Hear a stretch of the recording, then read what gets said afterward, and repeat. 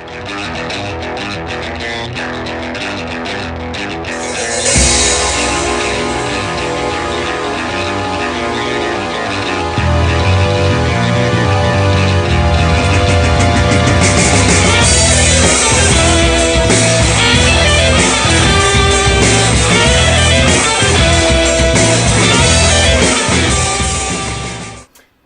guys, I'm here with Marissa Garcia. She's working on organizing the Millions for Prisoners March in Riverside on the 19th. It's a national march, but she's working on the one in Riverside. She's here to talk to us about it. Welcome, Marissa. So awesome to have you here on Punks for Progress. Yeah, thank you. This is really exciting. It's the first time I've done anything like this, so it's cool to do with you. Yeah, well, we're pretty much brand new to it too, so we're just two people not knowing what the hell we're doing, except for when it comes to organizing an important march on the 19th. But so, speaking of, why don't you tell us a little bit about what the Millions for Prisoners March is, why it's important, and just details on what it's all about. Yeah, for sure. So for anybody that doesn't know, basically this march that's happening in California is a solidarity march and rally to support Washington, D.C. They are going to be hosting the historic Millions for Prisoners Human Rights March on August 19th in front of the White House, where they are going to formally issue the 8 demands that we have, which the most important one being the 13th Amendment and the exception clause that allows for legalized slavery in the United States if one has been convicted of a crime. So it's it sounds like it's one topic, but this covers so many areas of the prison industry. So that's what's going on in D.C. There's going to be people busing in from all over the country. There's travel agencies that have been booked out with buses. I know that there's students that have booked a bus in, I believe, Berkeley, and they're going to be traveling all the way across the country to D.C. just to be there to march. So this is going to be historic. This is going to be a game changer. And I believe, 16 days now till the event. So as the days go on, it's like the excitement's getting, it's up there, like people are starting to notice. So, whether you're incarcerated or not, this affects you in so many different ways. So this is really to bring worldwide attention, to the violation of our human rights here in this country. So, I'm really excited to see this happen, and I feel this is the prime time to do so. Absolutely. Well, and I also just wanted to kind of point out too for Bay Area people who can't get on that bus and head to Washington, D.C. There is also another large march in San Jose that's being organized on the same day that. And people from a bunch of different organizations in the Bay Area are a part of it. And there's like iWalk is offering transportation if you need it. So, hell yeah! Shout out to San Jose. Yeah, that's what it's about right there. I didn't know they were offering transportation. Well, it's not the march awesome. themselves, but there are groups. If you do your homework, there's ways that you can get there. Is what I'm telling you. I mean, it's not the people organizing the march itself, but there are other groups who are doing what they can to see to it that people make it there because it's so important. So I guess I wanted to talk about a little bit. I want to get into a little more detail about the specifics, and there's a lot of them, about why this march is so important. Because it's not just about... Okay, so I guess I should premise it by saying this. For me, I see the prison industrial complex, which is legalized slavery. It's an unbroken chain of slavery in our country. But even aside from just the daily in and out kind of bread and butter of what it means to the prison system itself, it's also one of the greatest manifestations of what capitalism does and how it destroys people and how it destroys families and how it's meant to destroy families and to utilize race and otherwise marginalized people in order to facilitate its power.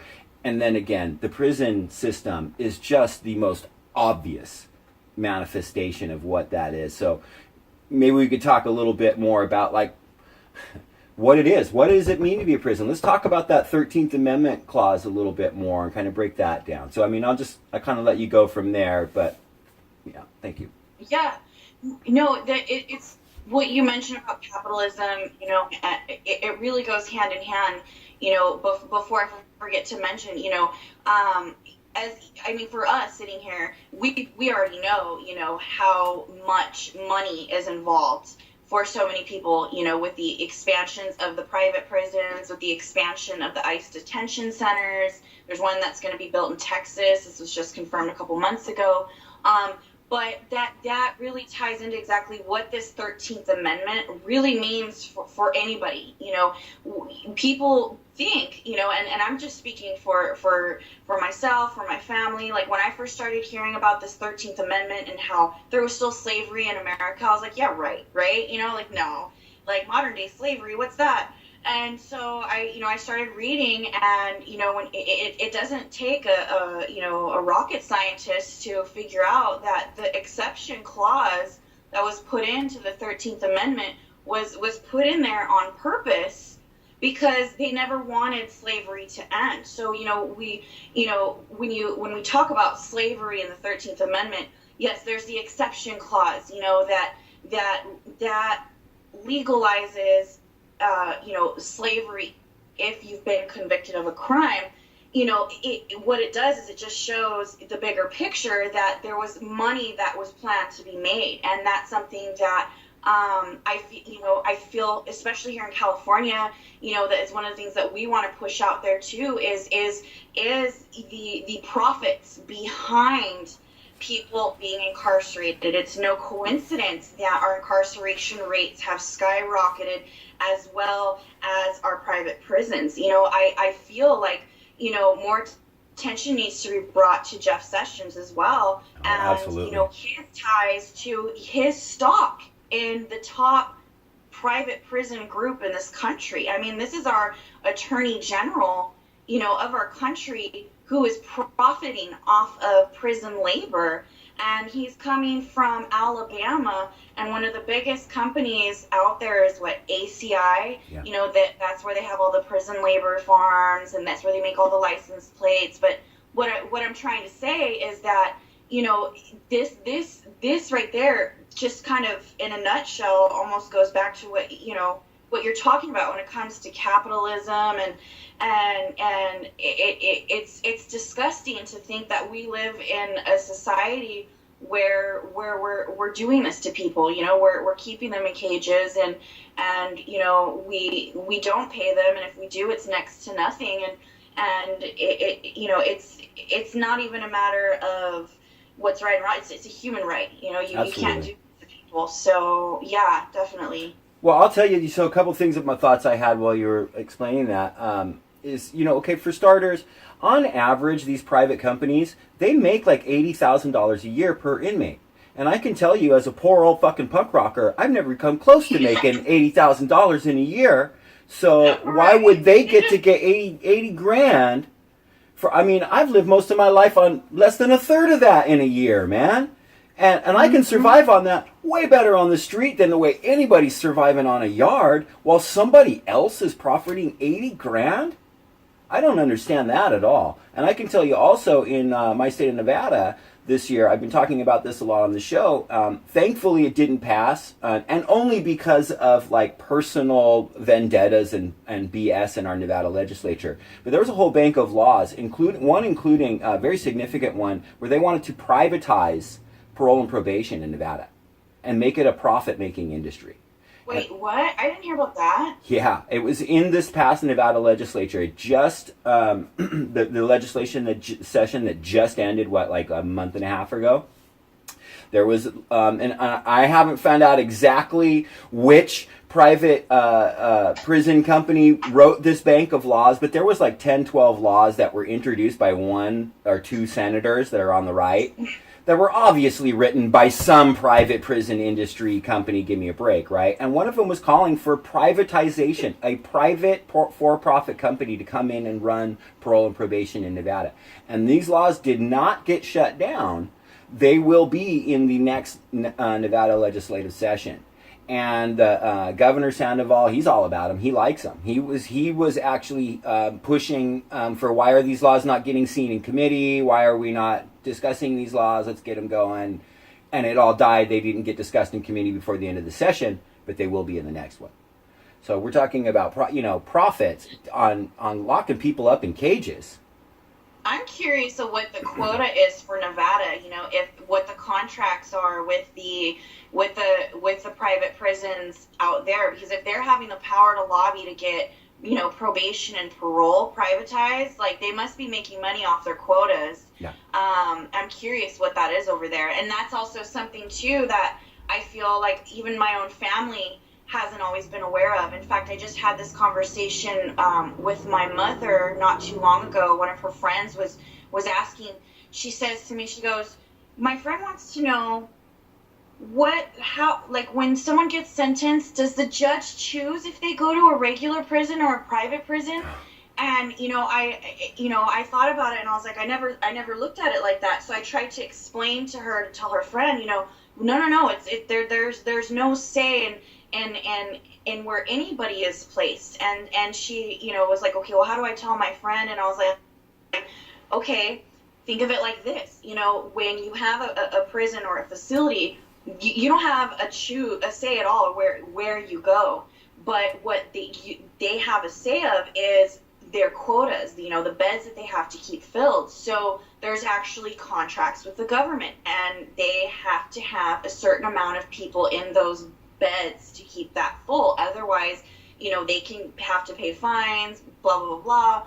And, having to articulate that to somebody that was close to my mother kind of recentered me and recentered my focus on how important this march is, because for and my mother, she's intelligent, she's got really awesome friends, she's active and she's doing all this stuff, and one of her friends just was completely clueless. And I'm like, if they don't know that there's contracts and quotas for human bodies, then that's alarming. This is information that people just need to know in their homes. Just like we know about Kim Kardashian, we need to know that our government contracts with people to ensure bodies are kept in cages. That's yeah. It has nothing whatsoever to do with keeping citizens safe from criminals.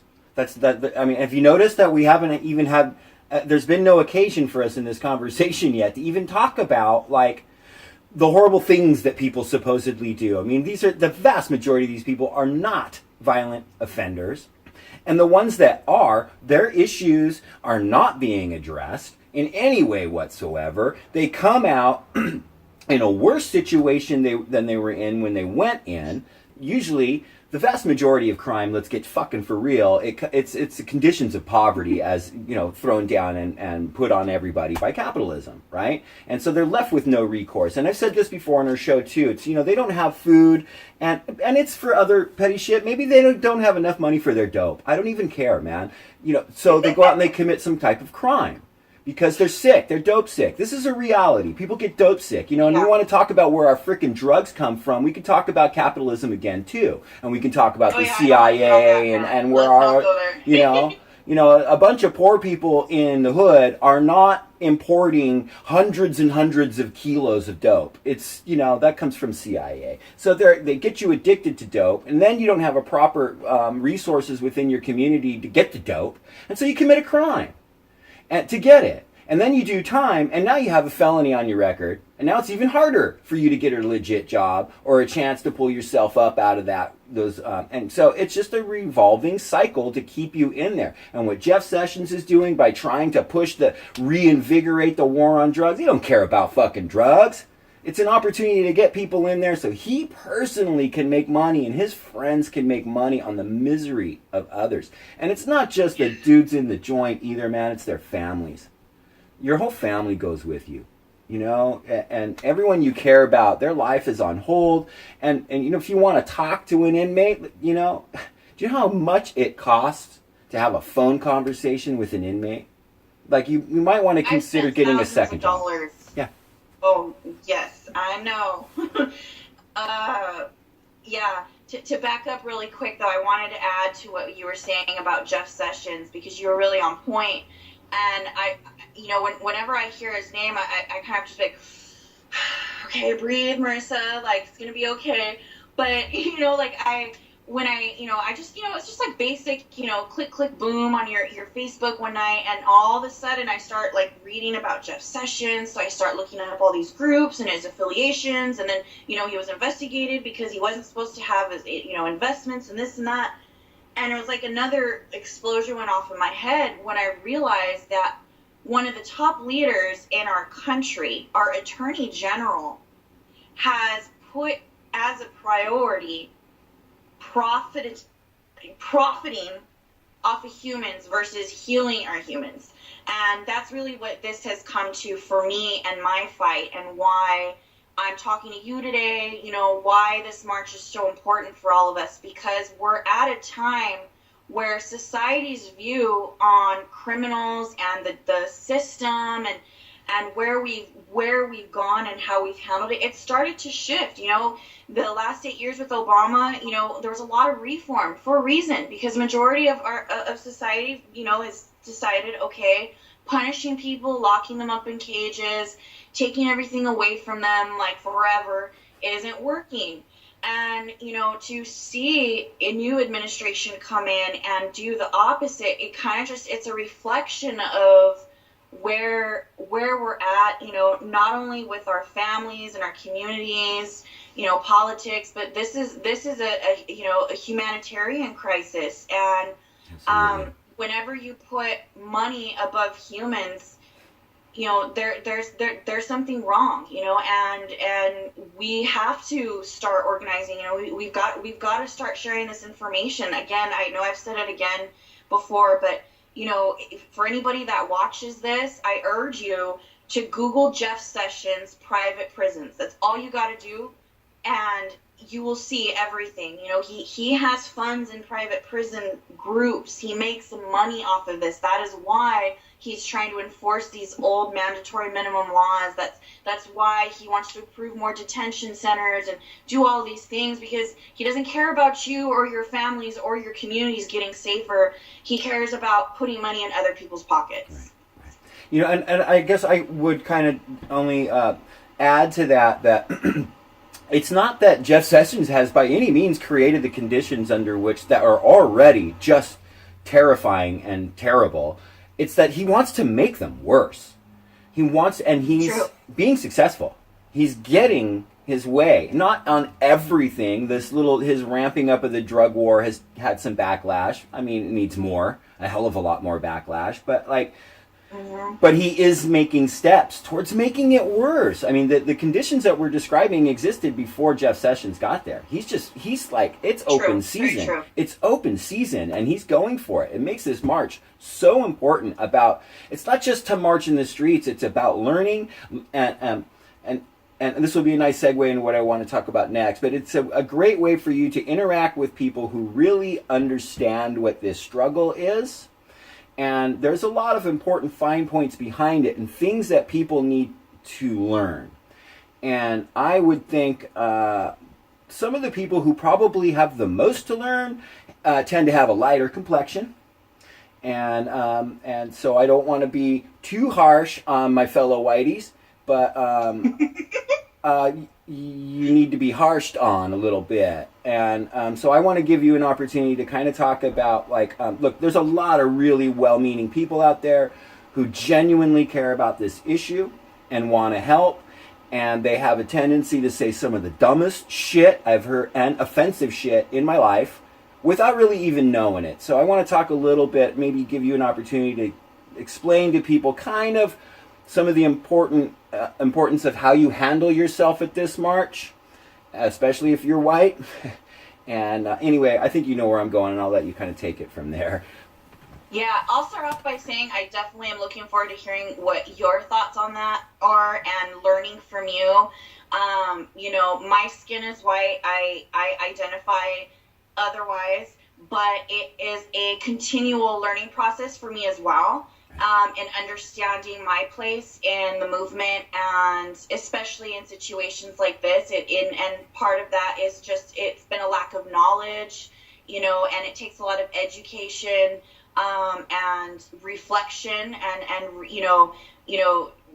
really having to be critical of yourself and the views you once had.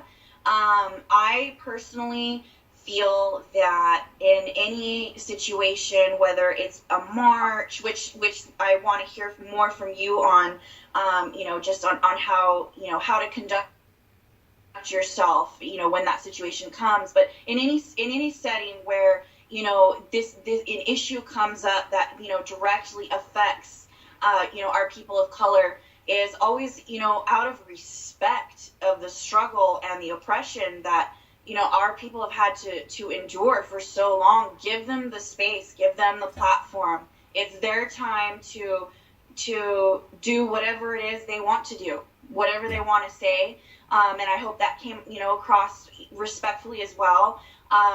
Even just talking to you tonight, I had, reached out to other organizers, asking, if there was someone who could come on with me as well that was a person of color, because I felt, that I was taking up the platform, and, we weren't able to get anybody on in time, but that's just something I've learned to operate on. Right. And it's never what I've learned in these spaces, because like you said, people tend to say the stupidest things because they don't know any better, and a lot of it just, this is just an opinion, I'm sure someone will correct me. I feel like maybe a lot of it has come just from, personal feelings being hurt, like, dude, I care about you, like, why do you hate me? Like, it's not even about that, it's way beyond that. It's never about you. It's just understanding it's not your time, and there's a time and place for everything, and we're in this together. So yeah, like for the march here in Riverside, this is for everybody. It's everybody's invited, because this affects everybody. Right. Nobody's excluded or prioritized. However, again, it's common sense why this has had to take place, and I don't feel like I've got to give a history lesson for anyone to understand that. Sure. But you see where I'm going with it. Yeah, it's yeah. Okay, so a couple things I would say real quick is that okay, so one of the most important things to understand and to remember, and most people know this, but the prison system is vastly, the numbers are just stark as hell. It's almost all African American. And then next, it's almost all Latino, okay? And yes, there's fucking white people in there suffering who don't deserve to suffer that way equally as everybody else. But the numbers are just way tilted towards people of color. And they are the ones who have suffered the most. And so, and it's unceasing. And, white people, you just don't understand. And even it took me a long time in my own life to understand that I'm not going to get pulled over for nothing tomorrow. Okay? And, I have light complexion, and, it's just not going to happen. So white people don't understand how people of color, what they endure every single day. Day in, day out, every single day. You have no idea, and you can't. But you can at least be aware of it and give them the opportunity to express themselves about what they're going through. It's like you give them your platform. You bolster their voice. You be quiet, and you let them say what they have to say. It's their voice. And look, and in the end, if you don't like what they have to say, leave. But you don't criticize them. Don't tell them that they're doing it wrong, because chances are what you're going to end up doing is tell people of color how to be people of color. And that is so foul. And so when you come to these marches, or when you're say, I support what you do, thank you, what can I do? And then you listen to what the answer is. And it might be just, thank you for being here. You can stand over there. And I'll tell you what, if you're at the march and cameras come on to you, and you're a white person, and news crews, they want to talk to you, my suggestion would be, thank you, but you might want to talk to one of the people of color, or one of these organizers over there. They're the ones who are really struggling it. That's my comment. You should talk to them. So that's kind of my advice. You asked what I kind of thought, and that's my take. But it's really just about being aware that you cannot relate to their struggle. You just, in the end, you really can't. So let them relate their struggle.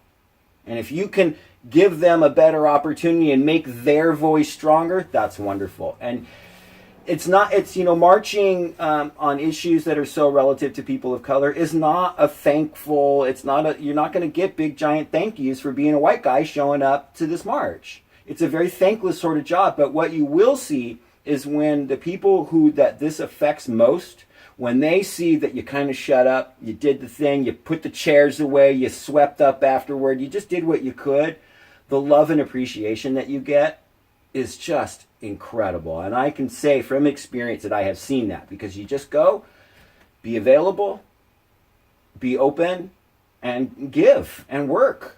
I can't even describe the amount of appreciation that you receive in those environments. So if you're afraid that they're actually gonna kill Whitey, they're not gonna kill Whitey. It's So anyway, maybe we can talk a little bit too then about the importance of the safety of people who are attending this march. This is a march that has to do with prisoners. These are people who are on paper, they're on probation, they're on parole.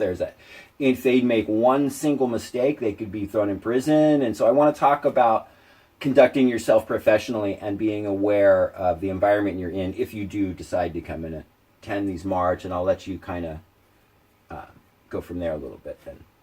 Yeah, no, and that's something that is a constant reminder even for us as organizers.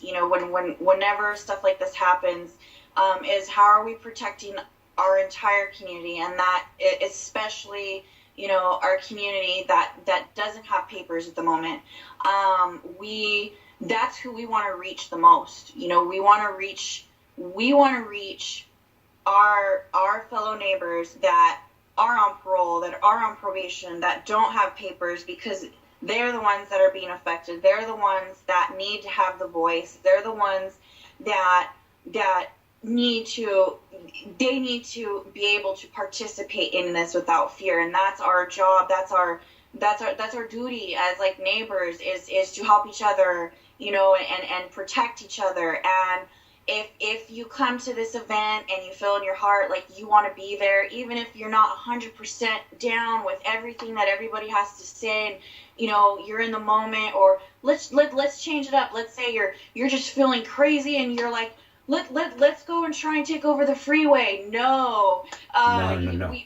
We don't want to do that. No, not for this march. Not at all. Yeah, you look at what happened at J20. They kettled 200 people indiscriminately and arrested them. If you're on parole, probation in that situation, you're going to prison. It doesn't even, just that you were charged and put in a position where you could be arrested, that's a violation, and now you're back in the joint. So it's so important that, for my more zealous comrades out there who really like to give it to the fucking man, you might have to temper it a little bit at this march. You might have to temper it and remember that there's people who have a lot to lose that are there, and we need to look out for them, because that's what this is about. It is about these people who are so vulnerable. That's who we're there for. So yeah, this is a peaceful, short march, and we just added this march in for Riverside last week. We were just going to have the rally, but people were talking about it, and we want to march, and this is peaceful. If there's an interaction with police, and this isn't just for Riverside, this is for anybody that's holding an event, it's more than likely that there will be a police presence. But if there's an interaction, try to avoid the interaction at all costs. And it's not that anybody in the movement wants to censor your feelings and your freedom to express how you feel about whatever. Remember who you're walking with. Remember who you're standing with. We got a message to get out there, and it's hard to even get the simplest things out in the paper, on the TV. It's so controlled. We have a lot to share. We've got a lot to learn and a lot to educate. So yes, again, I can't stress enough how important that is, that we stay unified in our messaging and our solidarity, and keep it peaceful and respectful. Absolutely. I would say also, so to there will be cops at every single one of these marches. Oh, know that for damn sure. And here's my advice. Just don't talk to them at all. You just do not talk to them. One, they are not your friends. but don't be combative and treat them like enemies either. Remember, they can put you into the place we're trying to see ended, and they want to, and it's their job to do that. So just don't talk to them. Avoid all contact with police officers if you can, and if you are forced to deal with them, you just be respectful. This is not the environment to be confrontational with cops, and they are not your friends. You don't need to be going up and saying thank you for being here. They're not there for you. They're there that in case this thing goes fucked or a way they don't like, they can cart all these people off to the joint that we're protesting against. So they're not your friends, and they're dangerous. So be smart and just avoid them. And if it comes down to anybody who's going to be talking to the cops, let it be the organizers of the march. Hey, I don't represent the march. Talk to the organizers. That's who you talk to, and be about your business. You know. So that's my bit of paranoid advice. There were some other issues that you want to talk about, like about. You had mentioned earlier before we started recording about the firefighters in the prison and some of the issues that California inmates are going through, and I wanted to give you an opportunity to go ahead and talk about that now. Okay, thank you. Yeah, no, I feel like something that really hits home for anybody that resides in California, especially anybody that ends up watching this footage, this interview, this discussion, is to try and visualize and humanize what the 13th Amendment and modern day slavery really looks like. Because in my head, for a long time, I just kept envisioning chain gangs, which still exist or are on the rise. But, I envision like these old school movies where, I don't even want to describe it because it's so messed up. But, my vision is just so outdated and old school. And so, it's hard to sometimes say, yeah, there is slavery. That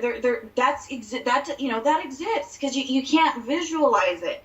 But in California, between 30 and 40%, I don't know if everyone knows this, between 30 and 40% of all firefighters in California that fight our fires are inmates. And what is interesting about that is that they're given, okay, let me back up.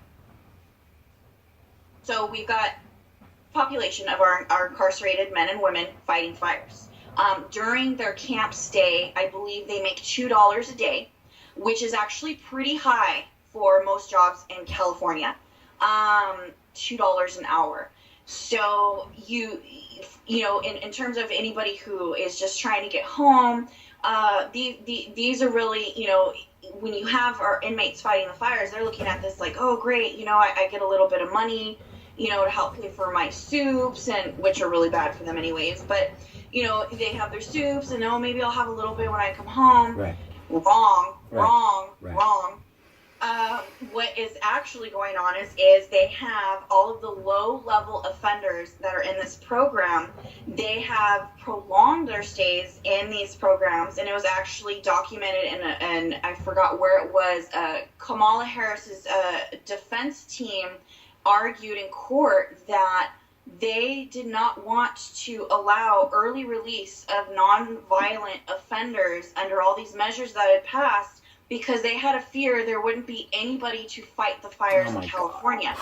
$80 million a year, they claim, is what they save by having these firefighters. So think about that for a second, California. There are a lot of families who are waiting for their loved ones to come home, and the only reason they're not being allowed to come home is because the state wants them to fight the fires.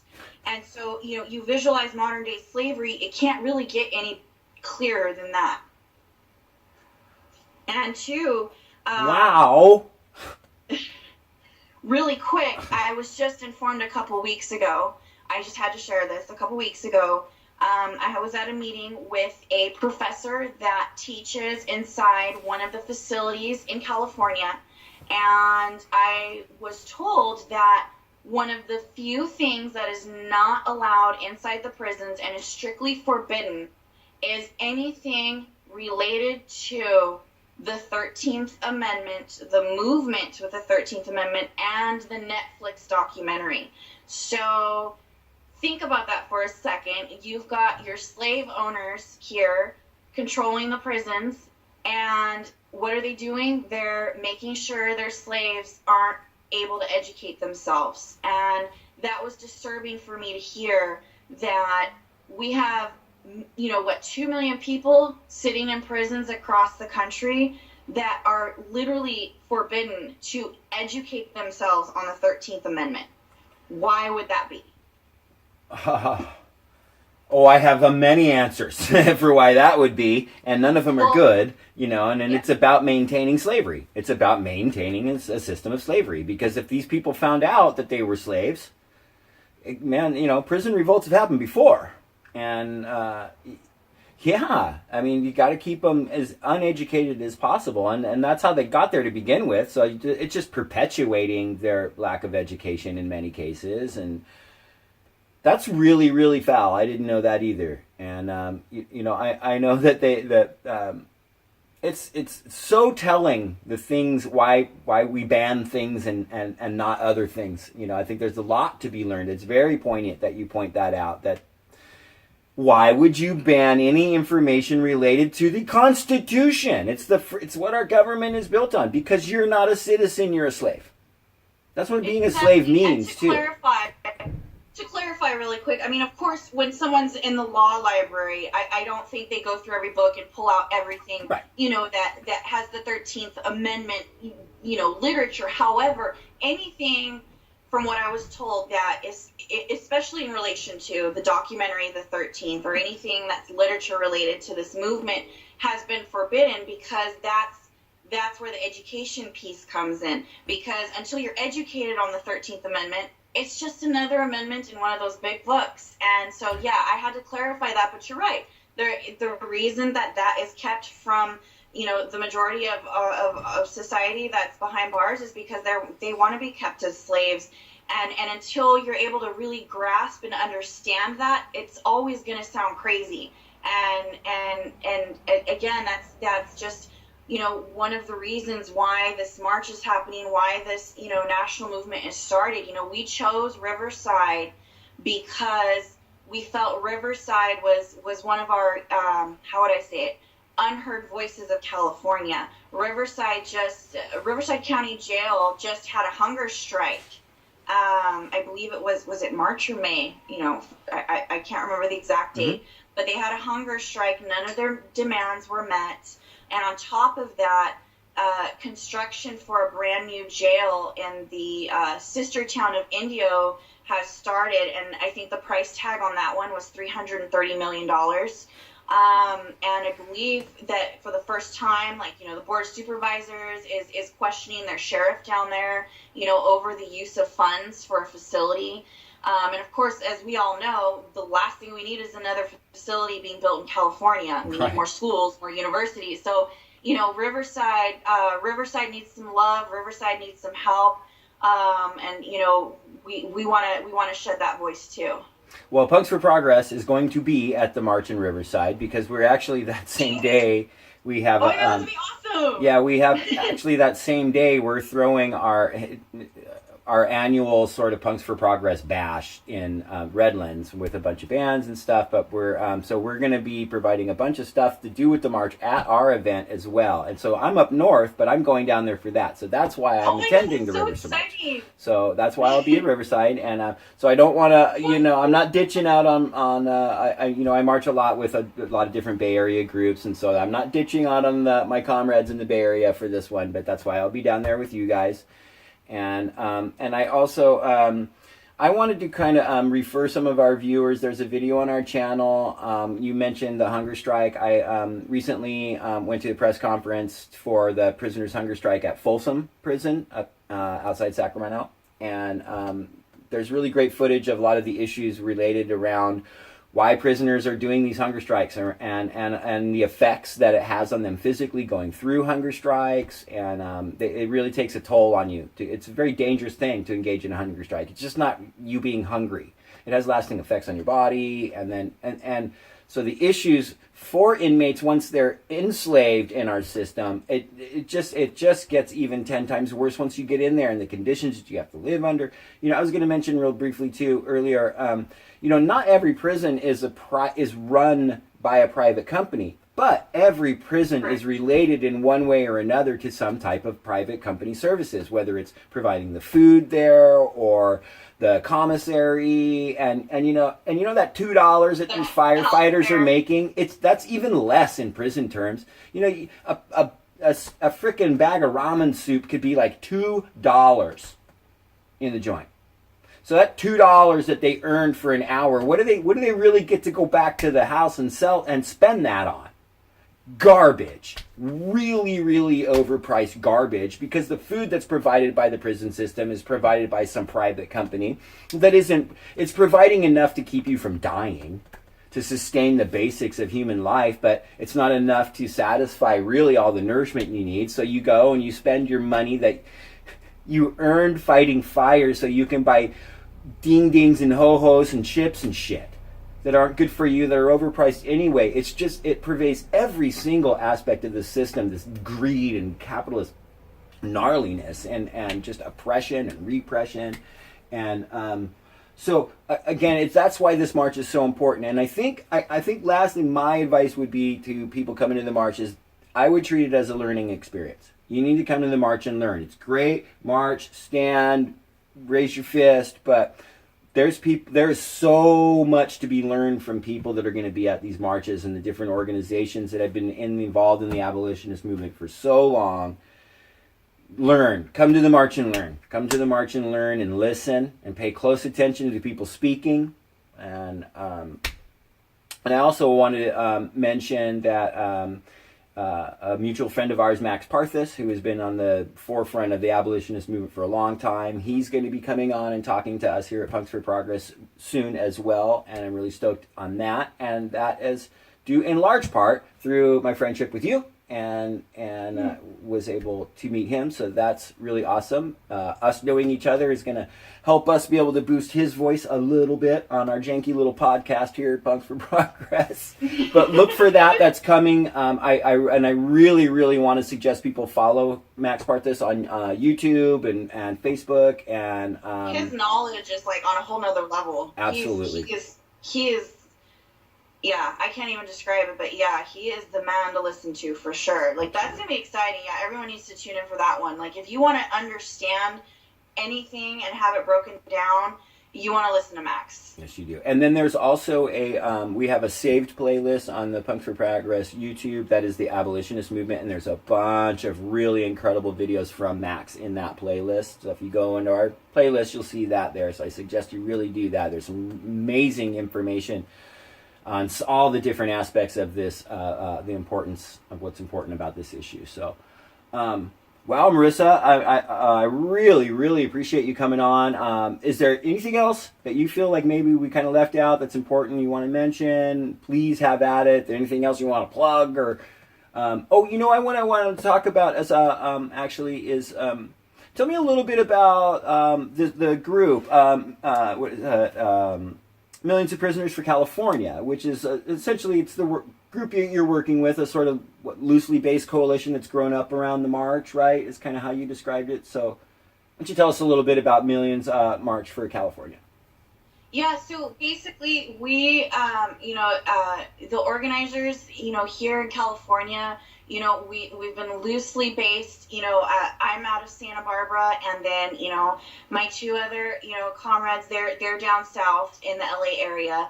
And we're all one of, the three representatives for the state of California for the national movement. So, what started out first is just, being a representative, just, handing out brochures, attending meetings, whatever, just to kind of share information. As the time got closer for this march on DC, the head honchos over there were like, okay, everybody, it's time to plan solidarity actions. And we're like, what? Because we were all planning to go to DC, but then we were like, oh, well, it'd kind of be cool to stay at home and rally the troops at home and help our own neighbors out. So we're all grassroots. Like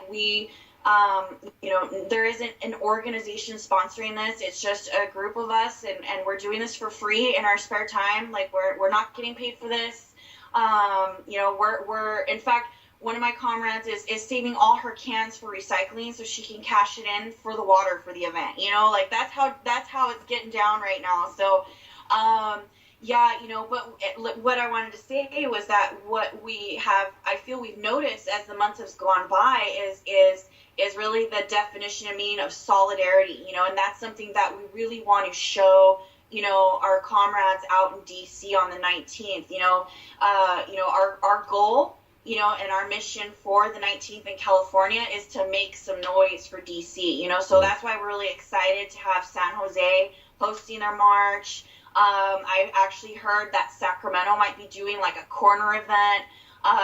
So it's, as the days progress, there's going to be more and more, but really showing DC like, hey, thanks for holding it down over there. We're over here making some noise for you. But also just to kind of gain, more support and create that solid coalition in California where we can not only share resources about how we can, work together to get the 13th on the table and talk about, but to be able to hand that over to DC and whatever other states start joining in and just say, here, like whatever you need, we're here. And I was talking to a comrade earlier and we were sharing some resources and he just, he said, thank you. And he just said, solidarity breaks chains.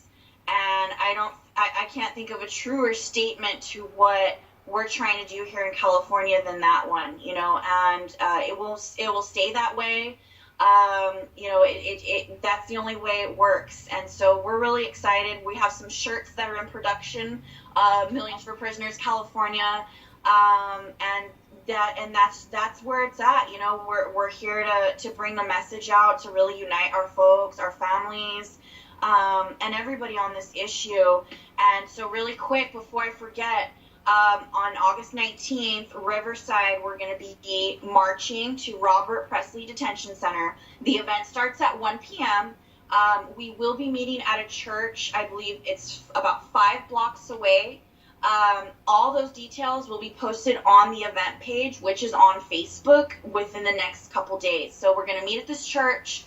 We're going to gather and we're going to march. We're going to march from the church all the way to the detention center. Their area that we're going to be at is a public area, so we don't have to worry about being on property that we're not supposed to. We've already checked on that. We're going to have a stage. We're going to have, microphones, speaker equipment. We've got an awesome lineup of speakers. We're also open to anyone if they have stuff they want to contribute. If you feel that you have, entertainment you want to bring, donations you want to bring, or whatever unique idea you have, bring it, contact us, let us know. We are still looking for a medic and a legal observer, so if that's you, please let us know. But that's basically it. We're going to march, we're going to rally, we're going to talk, we're going to share stories, we're going to talk about, how this affects Riverside, how this affects California. There will be water and popsicles. It will be hot. So if you are planning on attending, please put on sunscreen because you're going to get burnt. And afterwards, we will be hosting a focus group called What's Next for everyone that's ready to roll up their sleeves and just start putting in some work. All right, what's next? What are we going to work on? That will be geared for, probably individuals that are reps of organizations or whatever it is. If you just want to come and volunteer, cool. Lunch will be provided for that as well, and details on that location will be posted too. So tell us where they can find you on Facebook and various social media outlets. Yeah, so we don't have like a Facebook page or anything like official like that.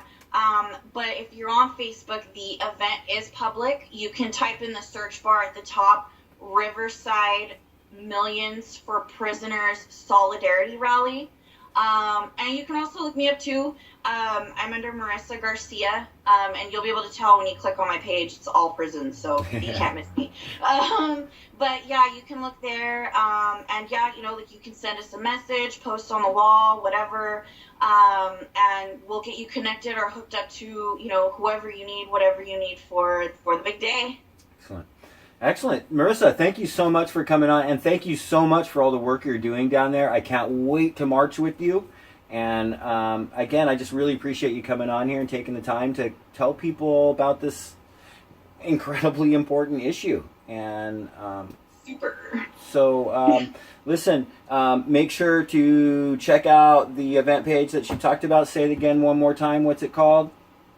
Yes, at Riverside, Millions for Prisoners Solidarity Rally. Excellent, perfect. And then I also want to suggest people look for our Folsom Prisoners Hunger Strike video. Watch that. It's really informative. Stay tuned. We're going to have Max Parthus coming on the show.